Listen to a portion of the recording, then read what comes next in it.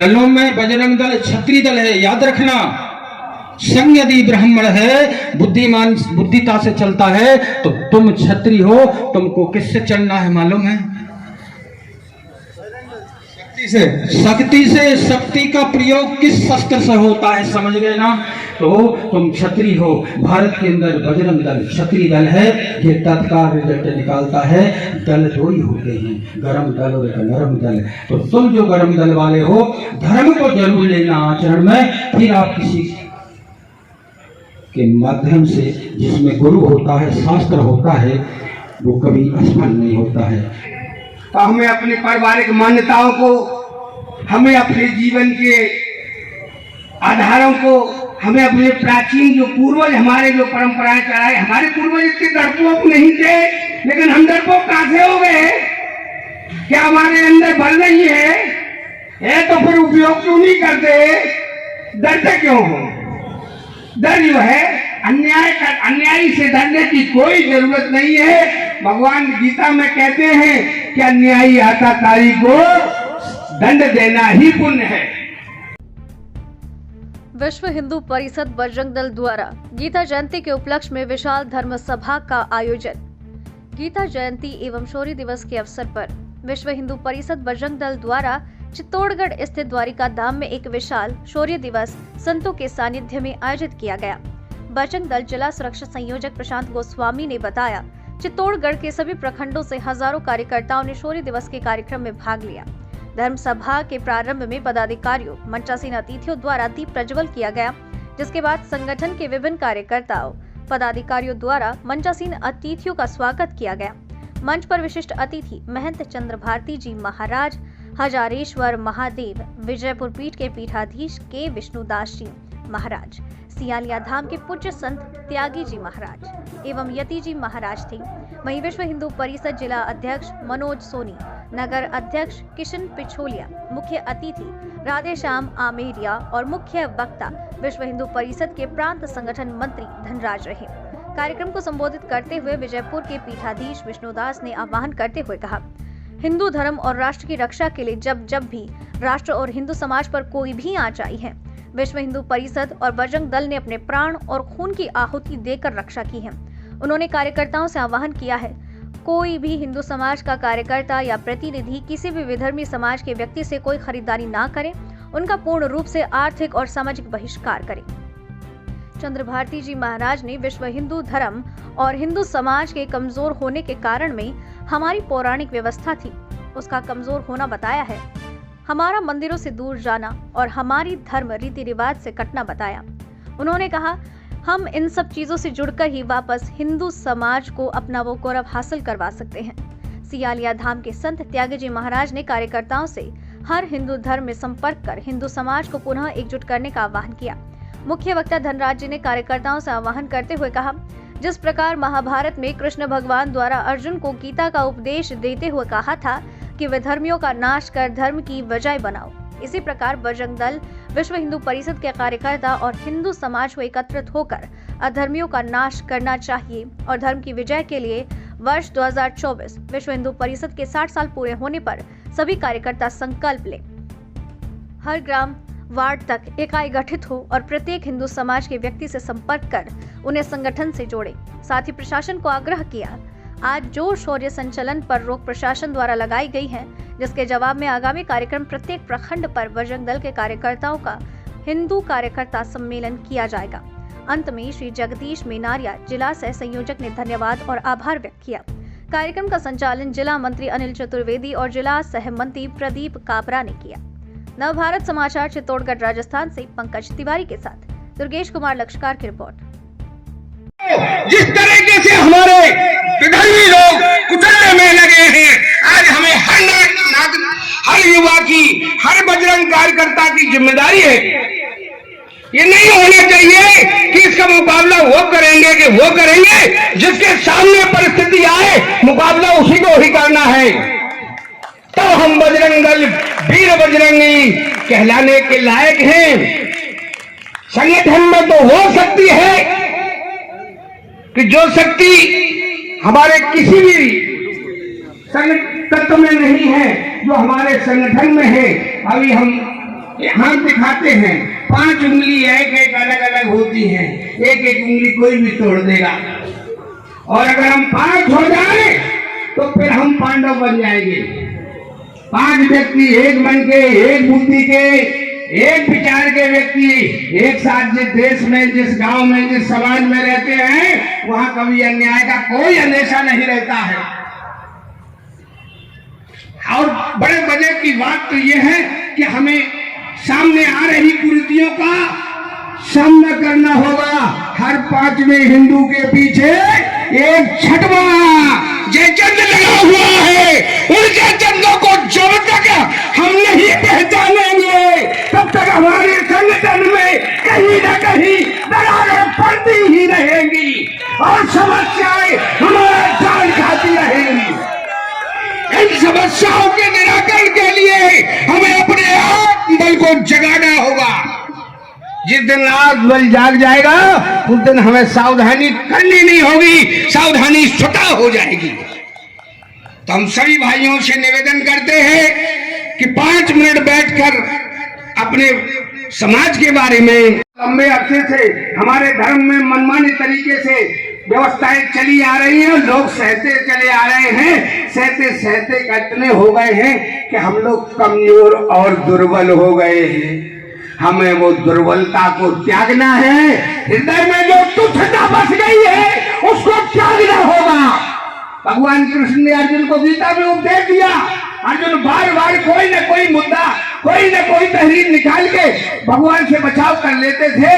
तो भगवान ने कहा, अर्जुन इन बचावों से, इन बातों से कुछ भी होने वाला नहीं है। तू तो सबसे पहले मैं जो कहता हूँ कि हृदय की तुच्छ दुर्बलता को, लाभ और हानि को, मान और अपमान को, जय और पराजय को समान समझकर तू युद्ध कर, तू विजय को प्राप्त होगा। वही युद्ध हमारे बजरंग दल के कार्यकर्ताओं के सामने, आज हर कार्यकर्ताओं के सामने वही महाभारत खड़ा हुआ है। आए हुए समय में इस महाभारत का हमें मुकाबला करना ही होगा, पूर्ण निष्ठा के साथ, पूर्ण सहयोग के साथ और आपसी मेल मिलाप के साथ। अगर हम काश यहाँ बजरंग दल के कार्यकर्ता, अगर हम 1000 भाई बैठे हुए हैं तो हमारी मानवीयता यही होनी चाहिए कि हमारे हजारों को एक दूसरे से जुड़ना चाहिए। बस यहाँ कमी होती है, कार्यक्रम होते हैं, सब हम लोग अपने अपने घर चले जाते हैं और काम धंधा में व्यस्त हो जाते हैं। अगर हम 5 मिनट अपने देश का, 5 मिनट अपने समाज का, 5 मिनट अपने बजरंग दल कार्यकर्ताओं का आपसी मेल मिलाप का चिंतन करेंगे तो हमारी मेमोरी निश्चित रूप से बढ़ेगी। आज वर्तमान में देख लो, हमारी स्थिति परिस्थिति के कारण ये लोग क्या क्या कर रहे हैं। अभी हम 1 महीने पहले आए थे, कलेक्ट्रेट में देखा एक एप्लीकेशन दी कि 3 साल के बच्चे, बछड़े, गाय के बछड़े होते हैं, उनको बेचने का अधिकार सरकार ने दे दिया है। वो बछड़े न तो प्रजनन के लायक हैं, न हल में खेती के लायक हैं, और वो बछड़े बेचने के बाद काटे जाते हैं। ऐसे ऐसे कानून ले आ रही है। मंदिर के सामने हमारे मुसलमान भाइयों को पट्टा दिया जाएगा, वो प्रसाद बेचेंगे, क्या हम लोग खाएंगे? जिसका छुआ नहीं खाते हो उसका दिया हुआ कैसे खा लोगे? नहीं, हम सभी एक शब्द कहो, हम इस बात का घोर विरोध करते हैं। झूठी करके देते हैं, जो भी इनके इतने विचार और इरादे इतने तुच्छ हो गए हैं कि इन्होंने सारी मानवता की सीमाएं हद कर दी हैं। इसलिए हिंदू हमें बहुत जागना होगा। अरे सामान खरीदो, अपनी हिंदू की दुकान से खरीदो, 2 रुपया ज्यादा लेता है, हिंदू को ही मिलेगा, तुम्हारे भाई को ही मिलेगा।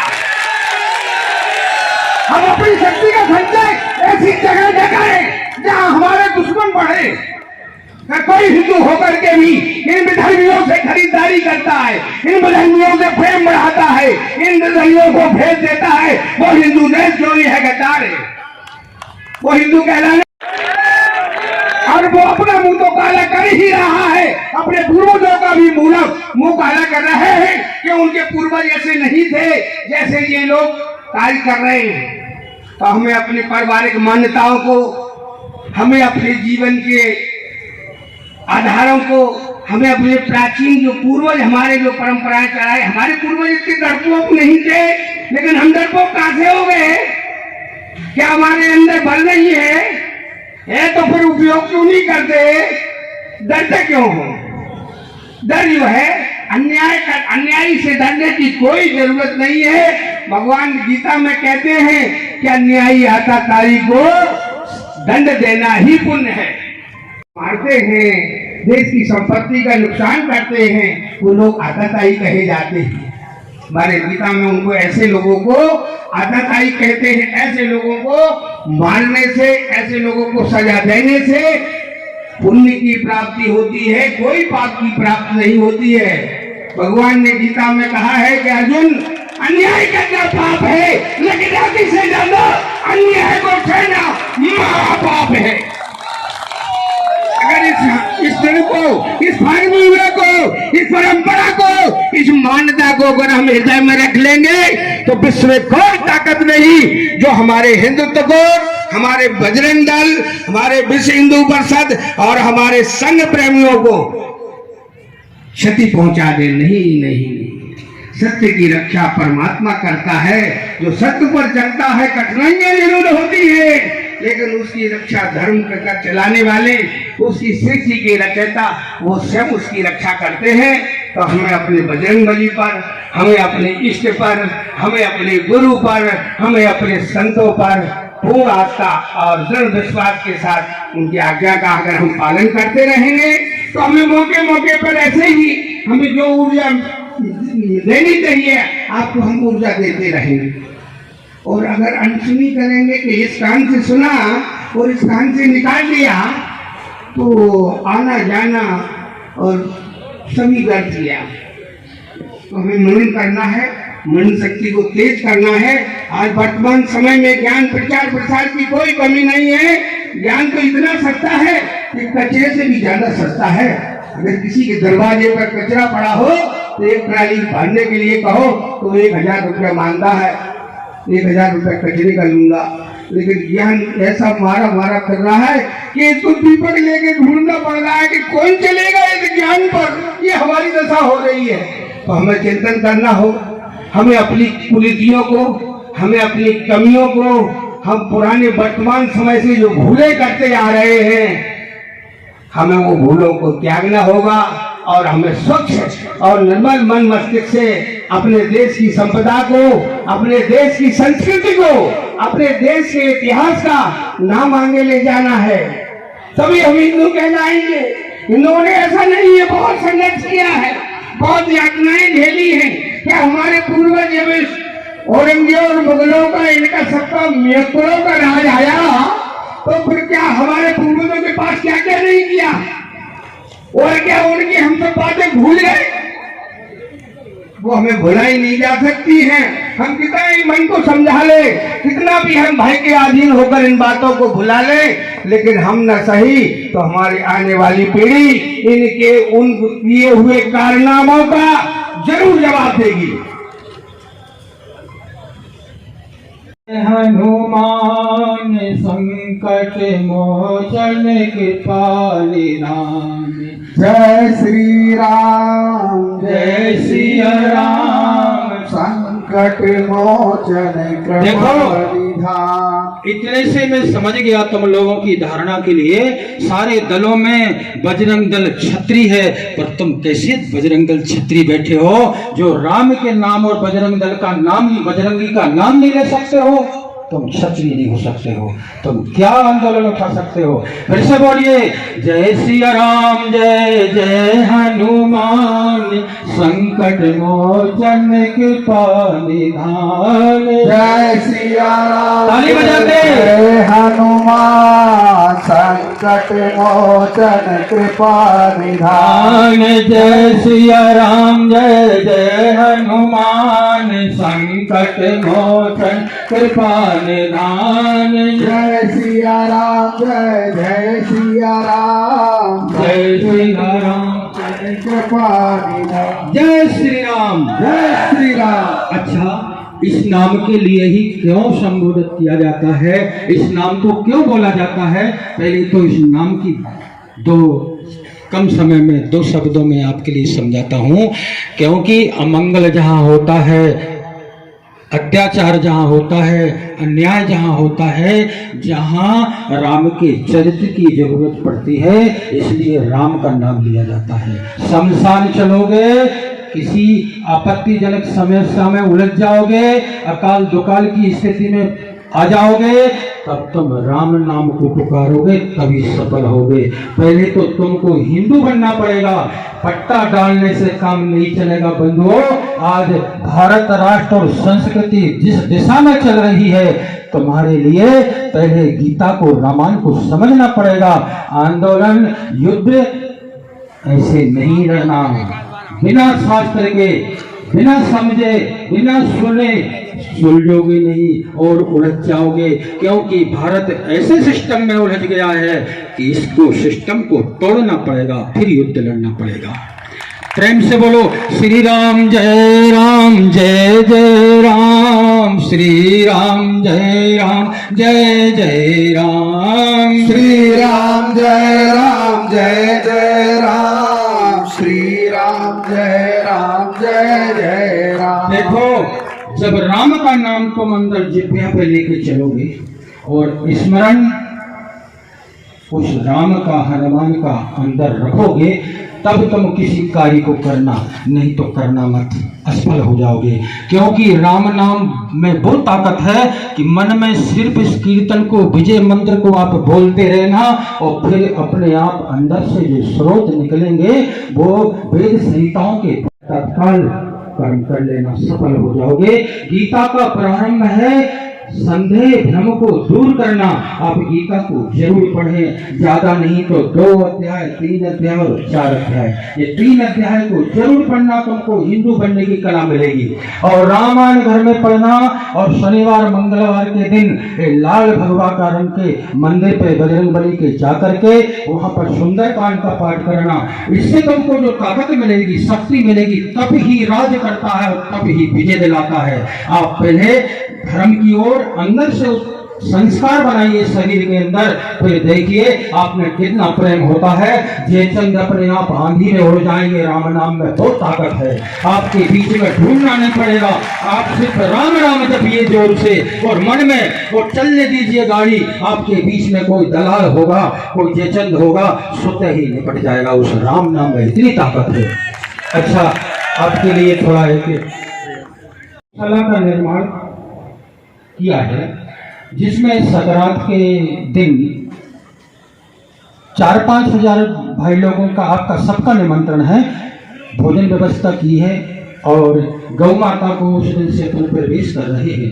ये गौ को बचाने के लिए आप छत्री, यानी दलों में बजरंग दल छत्री दल है, याद रखना।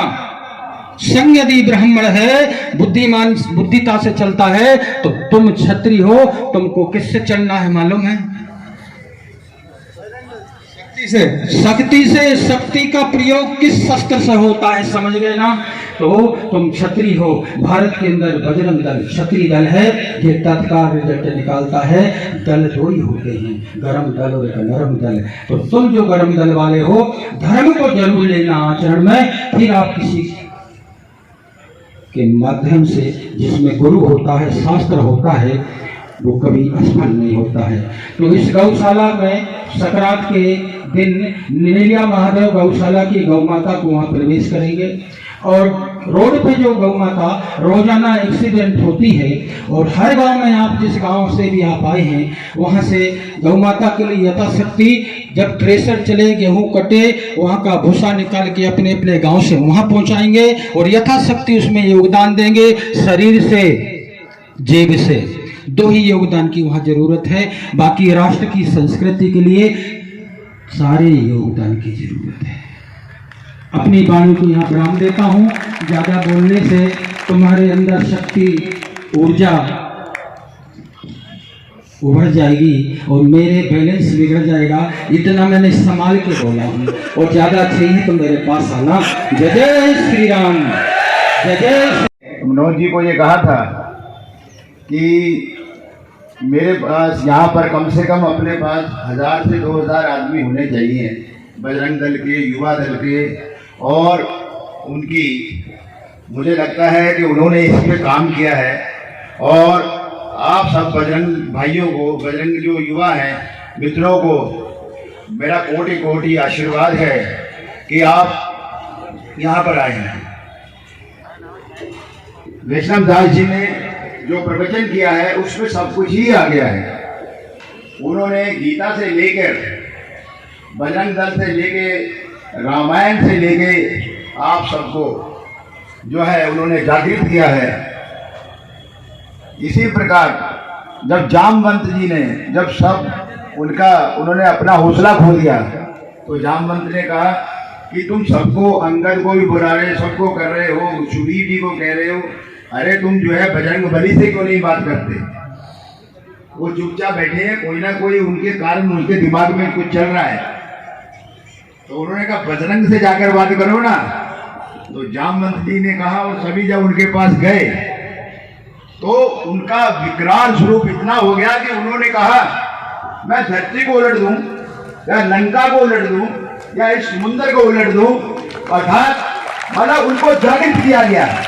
आज विजयपुर वाले महाराज जी ने और चालाजी महाराज ने आपको जागृत किया है। मैं आपसे एक विनती है मेरी कि आप जो आपके वहां मंदिर हैं, यहाँ जो कोई संत रहते हैं, आप एक नियम रखिए। आप तो जाइए अपने बच्चों को, परिवार को रोज एक बार मंदिर जरूर जाना सीखिए, क्योंकि मंदिर जाना से हमारा जो है एक तो दिन बहुत अच्छा निकलता है, वहां पर जो है पॉजिटिव एनर्जी बहुत होती है। इससे हमारा भी जो साधु संतों का भी मान सम्मान बढ़ता है कि ये जो युवा है, जो बजरंग दल से हैं, अगर हम एक एक जाएंगे ना, आजकल क्या हमने जाना छोड़ दिया है, तो उससे क्या होता है, हमारी भी हिम्मत खत्म हो जाती है। अगर आप हमारे पास आते हो तो हमारी हिम्मत बढ़ती है कि हमने तो अपना घर छोड़ दिया, हमने संसार छोड़ दिया, हम केवल आपके सहारे हैं। और बजरंग दल हमारी रक्षा नहीं करेगा तो फिर कौन करेगा? वैसे तो हमारी रक्षा करने वाले हम स्वयं हैं, हमारे प्रभु हैं जो हमारी रक्षा करते हैं। हमारा मंदिर कैसे चल रहा है, हमारा जो है स्थान कैसे चल रहा है, वहाँ साधु संतों की सेवा कैसे हो रही है, ये सारा कुछ आप लोगों को भी सहयोग करना पड़ेगा।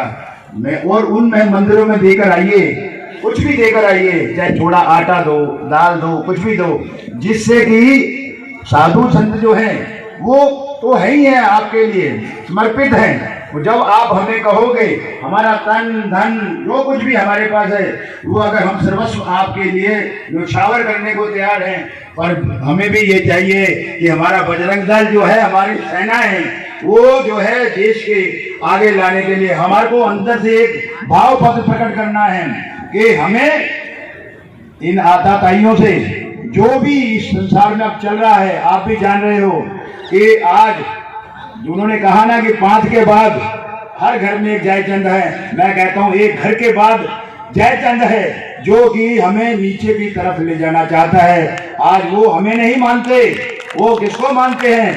दूसरे मस्जिदों वालों को मानते हैं। हमें कौन मान रहा है? हम अपने मंदिर में नहीं जाएंगे, मजार में जाएंगे, वहां माथा टेकेंगे, वहां प्रसाद चढ़ाएंगे, पर कभी मंदिर में जाकर नहीं जाएंगे। भाई क्यों? वहाँ संत हैं क्या? वहाँ संत भी हैं। अगर हम अपने मंदिरों में जाना छोड़ देंगे तो इस संसार में कौन आएगा दोबारा? इस संसार में कौन रक्षा करेगा? फिर तो हम जो है खत्म ही होते चले जाएंगे। मैं इसलिए बजरंग दल के सभी सदस्यों से मेरा, और जितने भी यहाँ पर बैठे हुए लोग जो ये सुन रहे हैं, मेरा उनसे ये विनती है, मैं केवल इतना ही मांगता हूँ, मुझे दक्षिणा में यही देना पड़ेगा कि आप रोज 1 मिनट के लिए खाली वहाँ भगवान की जो भी हैं, बजरंग बली है, शिव परिवार है, राम दरबार है, वहाँ जाना सीख लीजिए। आप वहाँ जाने के बाद अगर अपने काम में जाएंगे, आप देखना आपके आनंद ही आनंद होगा, कोई काम में रुकावट नहीं आएगी। क्योंकि स्वयं प्रभु जो है वो यही चाहते हैं कि केवल मेरे जो बच्चे मैंने संसार में भेजे हैं वो मेरे लिए कभी मेरे को आके मिलने भी आए क्या?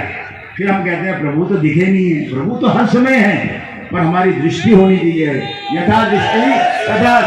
जय करो वीर बजरंगे, जय करो वीर बजरंगे, भारत माता की, धर्म की। जय करो वीर बजरंगे, बढ़ेंगे। देश के बोल, देश के बोल, देश के बोल। आदरणीय गुरुजी और आदरणीय बड़े भाई साहब सभी को सादर वंदन। और एक बार आप सभी बजरंगियों से मेरा निवेदन है कि भाई साहब ने बताया था कि यहाँ एक बजरंग दल का धर्म सभा आयोजन किया जा रहा है। आप सभी से निवेदन है कि आवाज इतनी बुलंद होनी चाहिए कि आवाज चित्तौड़ जिले पर गूंजनी चाहिए कि यहाँ बजरंगियों का कोई कार्यक्रम है। इसलिए पूरी ताकत के साथ एक बार सभी जोरदार जयकारा लगाएंगे। जय जय श्री राम, जय जय श्री राम। अब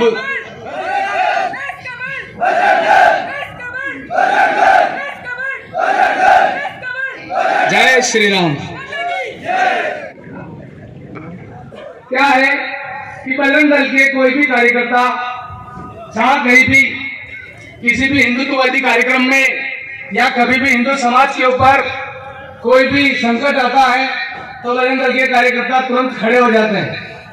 तो कभी तो उनको गुंडे कहा जाता है, कभी उनको काले, बहुत सारे शब्द हैं ऐसे कहा जाता है। हाँ हम गुंडे हैं, हाँ हम गुंडे हैं।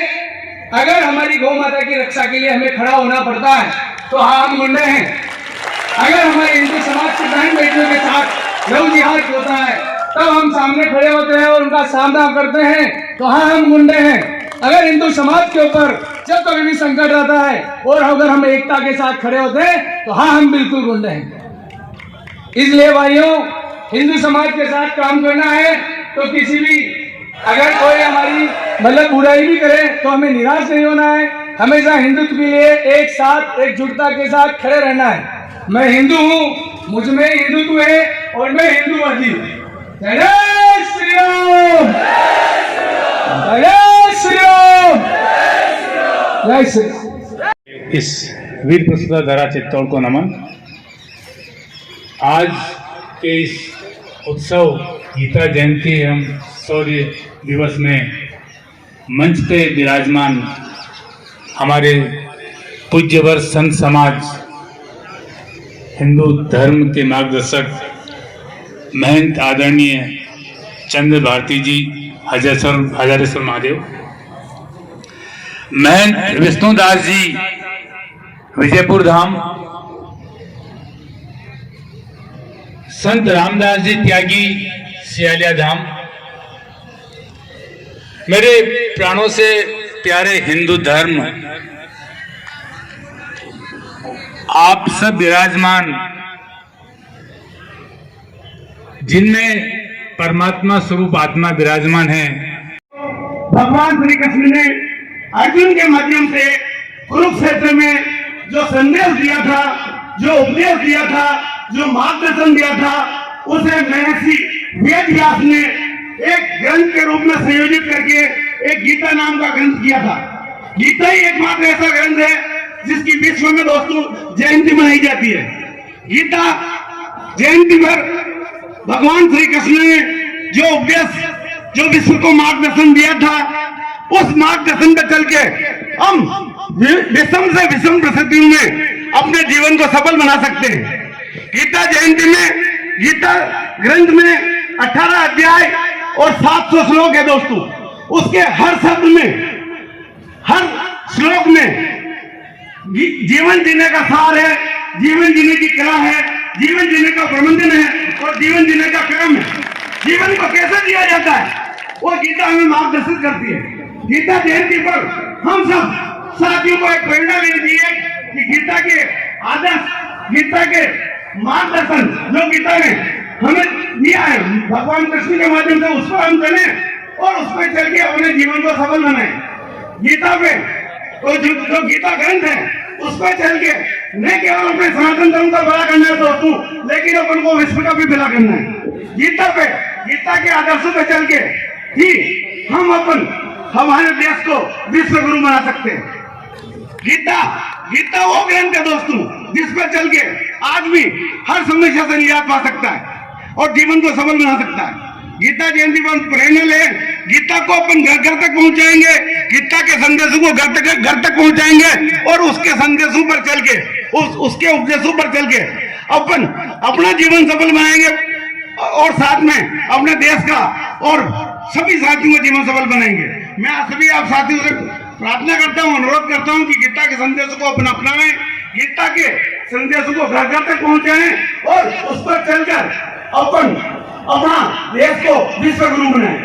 देश को विश्व गुरु बनाने के लिए गीता ने जो हमें मार्गदर्शन दिया था उसमें 3 चीजें महत्वपूर्ण है: समय, समझ और समर्पण। इसमें दिमाग नहीं लगाने का है अपन साथी। अपन को देश को विश्व गुरु बनाने के लिए अपन को समय देना है, साथ में समर्पण भी देना है। इसमें दिमाग लगाने की जरूरत नहीं है, केवल समय और समर्पण से अपन अपने देश को विश्व गुरु बना सकते हैं। इसी ये सनातन धर्म को भी मजबूत नहीं बनाएंगे तो विश्व में शांति नहीं हो सकती। विश्व में शांति पैदा करनी है और विश्व में कल्याणकारी कार्य करना है तो हिंदू धर्म को मजबूत करना है।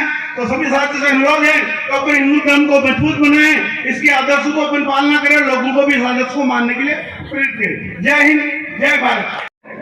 कदमों को अपनी चाल को देखे देखो, दिशाएं निकल ही आएगी और लक्ष्य की तरफ अपने कदम बढ़ा के तो देखो, मंजिल चल के आपके पास आएगी दोस्तों, मंजिल चल के आपके पास आएगी। धन्यवाद। जय हिंद, जय भारत।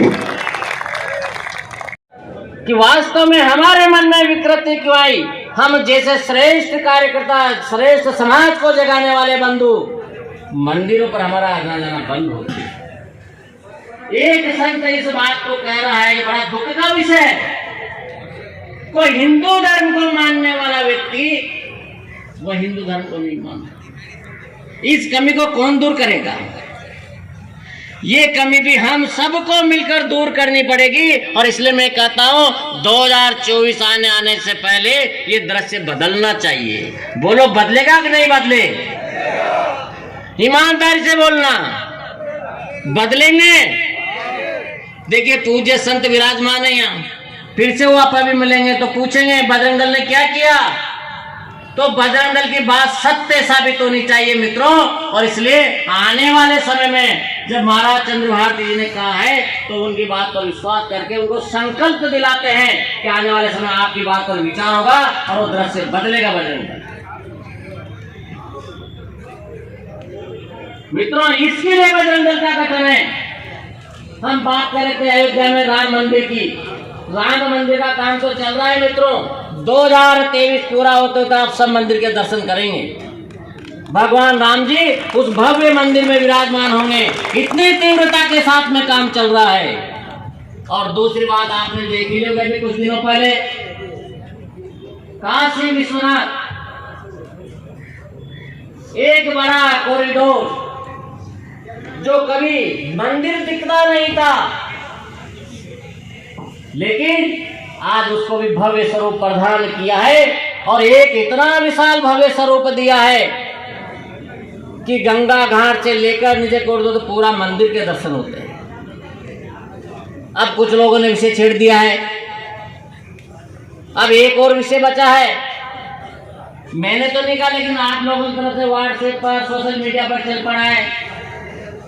और वो कौन सा स्थान है?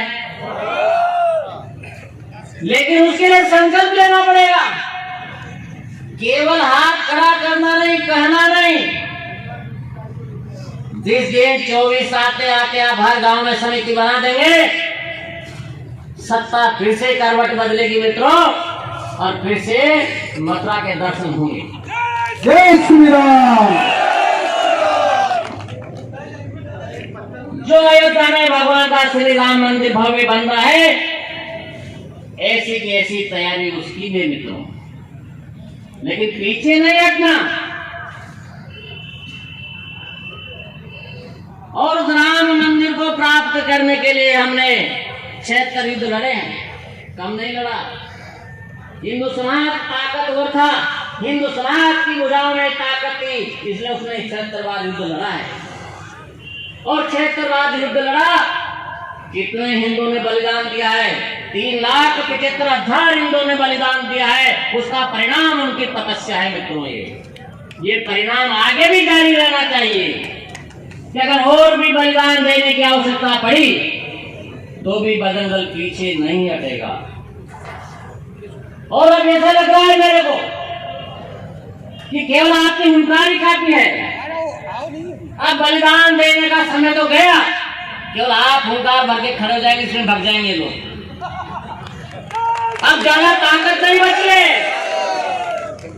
ज्यादा ताकत नहीं बची है। वो जब दीपक जलाते हो और दीपक का जब बुझने का समय आता है तो वो क्या करता है, मैं आपसे पूछता हूँ, वो बड़बड़ाता है। जिस प्रकार से मछली को जल से बाहर निकाल दो तो मछली तड़पती है। अब इनके पंख काट चुके हैं, ये तड़प रहे हैं बिना पानी के। और तड़पने वाला व्यक्ति क्या करता है, वो कुछ भी बोलेगा, पागल जैसी हरकतें करता है वो। अब ऐसी स्थिति हो रही है मित्रों, लेकिन पागल को नहीं पागल समझ कर नहीं छोड़ना, ये भी ध्यान रखना है। अगर ऐसा भी किया तो ये हमारी कमजोरी होगी, इसलिए उसको अच्छी तरह से तड़पाइए, तड़पने दीजिए।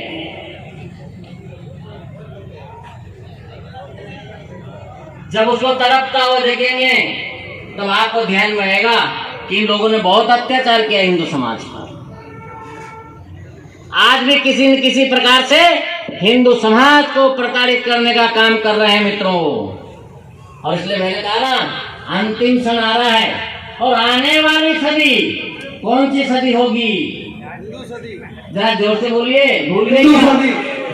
अरे आने वाली सदी हिंदू सदी होगी। दुनिया भर में भारत का डंका बज रहा है और बजेगा मजबूती के साथ में, इस विश्वास से बोलिए आप, आने वाली हिंदू सदी होगी। 1984 में प्रारंभ हुआ, संतों के सानिध्य में हुआ, संतों का आशीर्वाद मिला विश्व हिंदू परिषद को, और मिला ही नहीं, मिलता है और आगे भी मिलता रहेगा। 1990 में एक देश ने संतों के सानिध्य में एक हुंकार भरी, कार सेवा होनी चाहिए। कार सेवा कैसी होगी इसकी कोई कल्पना नहीं थी, कितने लोग जाएंगे इसकी कोई कल्पना नहीं थी। लेकिन कुछ कार सेवक यहां होंगे या नहीं होंगे, लेकिन 90 की जो कार सेवा हुई मित्रों, वो इतनी अद्भुत थी। वहां की तत्कालीन सरकार ने कहा, इस अयोध्या की धरती पर परिंदा भी पैर नहीं रख सकता, परिंदा भी पैर नहीं मार सकता। उस चुनौती को किसने स्वीकार किया, ये भी पहचानिए आप। संतों के सानिध्य में योजना बनी और आप जैसे बजरंगी देश भर के अनेक प्रांतों के अनेक भाषाई हर गांव से, हर जिले से उस कार सेवा में सहभागी हुए।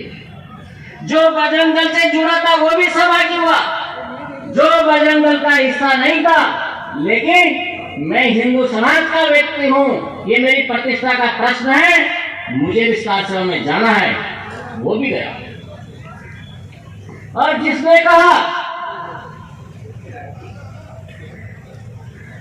कि परिंदा भी पैर नहीं रख सकता इस अयोध्या की धरती पर, उसको इस हिंदू समाज ने, यहाँ के संतों ने, यहाँ के बजरंग दल के लोगों ने उस चुनौती को स्वीकार करके कहा, हम कार सेवा करके रखेंगे, कार सेवा करेंगे, रोक सको तो रोक लेना। वो कार सेवा हुई, हजारों लाखों राम भक्त उस स्थान को पाने के लिए अयोध्या की धरती पर पहुंचे। चारों तरफ से एक ही नारा था, जय श्री राम, जय श्री राम। एक नारा और दिया था, राम लला हम आएंगे, मंदिर भव्य बनाएंगे। ये उसका परिणाम था। लेकिन इस देश का यह भी दुर्भाग्य था कि कुछ यहाँ की राजनीति, यहाँ की सरकारें जो विधर्मियों के साथ में खड़ी होती है, मुसलमानों के साथ में खड़ी होती है, वो समय भी ऐसा ही था। और नियते राम भक्तों पर धनाधन गोलियां चलाई, अनेक हजारों नौजवान उस कार सेवा में शहीद हुए।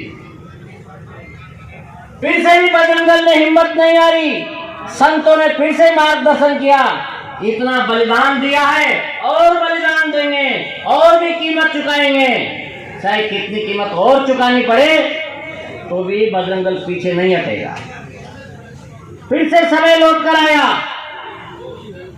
6 दिसंबर 1992।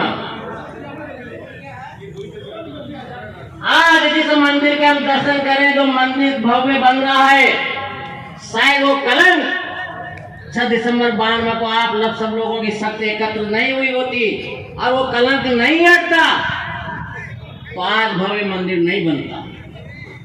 लेकिन सारे हिंदू समाज के नौजवानों के सानिध्य में, संतों के मार्गदर्शन में वो इस धरती का जो एक कलंक था वो कलंक मिटा, वो कलंक टूटा। ये परिणाम कब मिलता है मित्रों? ये परिणाम जब मिलता है जब हम सामूहिक संगठित शक्ति के द्वारा उठकर खड़े होते हैं और ओंकार को भरकर जब आपके दृढ़ संकल्पित हो जाता है तो कोई भी बाधा उसे नहीं रोक सकता। हम वो बजरंग दल के कार्यकर्ता है, वो बजरंगी हैं, बजरंग बली हमारे आराध्य हैं। राम का काम करने के लिए हनुमान जी ने कितने परिश्रम किए, क्या उन्होंने कभी थकान महसूस हुई? कौन से बजरंग दल हनुमान जी के आराध्य हैं, उनको आराध्य मानते हैं, तो हमारे मन में थकावट क्यों, मन कमजोर क्यों? ये मेरे मन में प्रश्न है। ये क्यों होता है और क्यों होना चाहिए? जब हिंदू धर्म के लिए, हिंदू समाज के लिए, हिंदू संस्कृति के लिए जब भी आघात हुआ है, बजरंग दल वहां खड़ा हुआ है और खड़ा होगा। चाहे किसी भी चुनौती को स्वीकार करना पड़े, उसको हम हृदय से स्वीकार करेंगे। जब एक भी चुनौती का सामना करता है तो उसको परिणाम मिलता है। और जब तक हमने चुनौती को स्वीकार नहीं किया, चुनौती से विमुख हुए, तब जब हमारी पराजय हुई। इसलिए अपनी शक्ति को पहचानिए कि हमारी शक्ति क्या है। हमारी सामूहिक संगठित शक्ति का परिणाम है कि आज हमने अनेक आंदोलन में विजय प्राप्त करी है और आगे भी करते रहेंगे।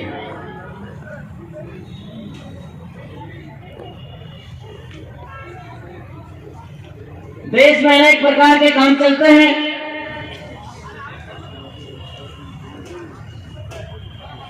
अनेक प्रकार के लोग विश्व हिंदू परिषद को, बजरंग दल को, आरएसएस को अब शब्दों से अपमानित करते हैं। एक मेरा बंधु यहाँ बोलकर गया बजरंग दल गुंडों का संगठन है। उनके पीछे क्या भाव था? अनेक लोग जो राजनीतिक दृष्टि के लोग हैं, जो विधर्मी हैं, वो इस शब्द से बोलते हैं, इस शब्द को पुकारते हैं। और वो ये भी कहते हैं कि बजरंग दल क्या है, जरा बीच में से पुलिस प्रशासन को हटा दीजिए, 2 घंटे की मोहलत दीजिए, हम इनको सबक सिखा देंगे।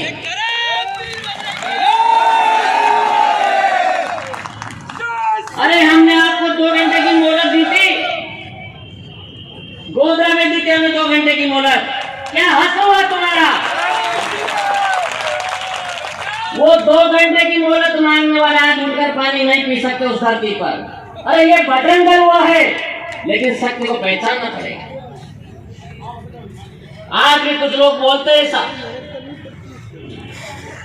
मैं आपसे विश्वास के साथ में कह रहा हूं इस मंच से कि जब तक हम मिलकर सामूहिक संगठित स्वरूप में खड़े होंगे, हम चुनौती को स्वीकार नहीं कर सकते। उस चुनौती को स्वीकार करना है हमको।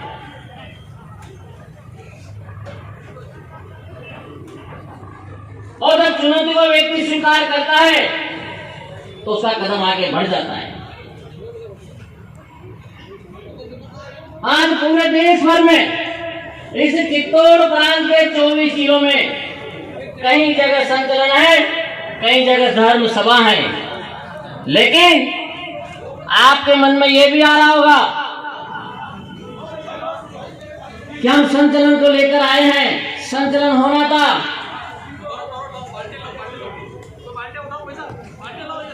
संचलन क्यों नहीं है, ये सभा में क्यों तब्दील किया?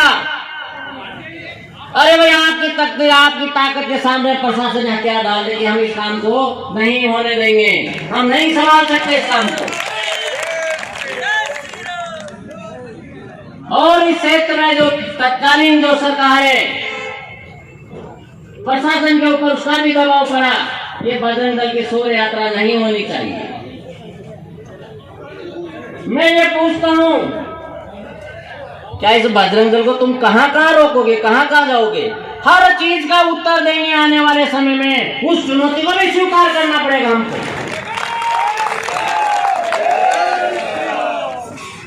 और आज इस मंच के माध्यम से मैं ये कहता हूं आपको, आने वाले कुछ समय में हम फिर से एक भव्य सभा करेंगे और उस भव्य सभा के साथ में एक भव्य शोभा यात्रा करेंगे।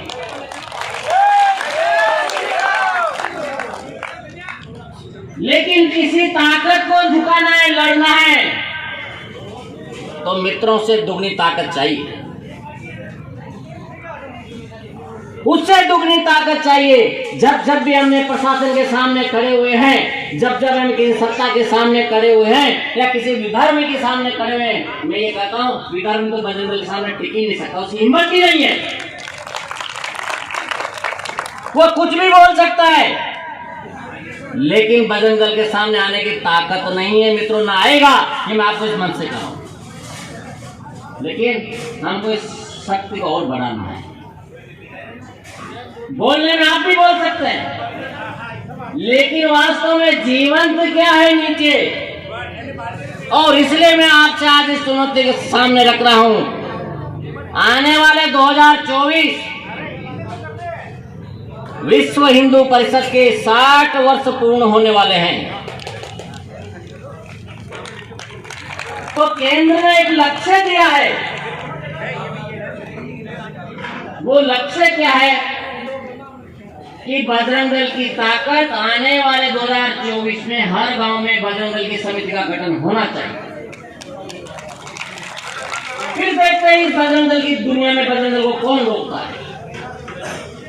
लेकिन 60 वर्ष पूर्ण होने से पहले इस चित्तौड़ जिले के हर गांव में, हर तहसील के प्रत्येक गांव में बजरंग दल की परिषद की समिति का गठन होना चाहिए। ये अनिवार्य, ये हमारे काम का विस्तार भी है। मैं पूछता हूं, होना चाहिए कि नहीं होना चाहिए? कौन करेगा? उसके लिए समय का दान करना पड़ेगा, समय का समर्पण करना पड़ेगा आपको। और मैं ये कहता हूं, जिस जिस क्षेत्र में जहां श्रेष्ठ संत विराजमान है, उन संतों का भी आशीर्वाद लीजिए। अभी पूर्व वक्ता ने कहा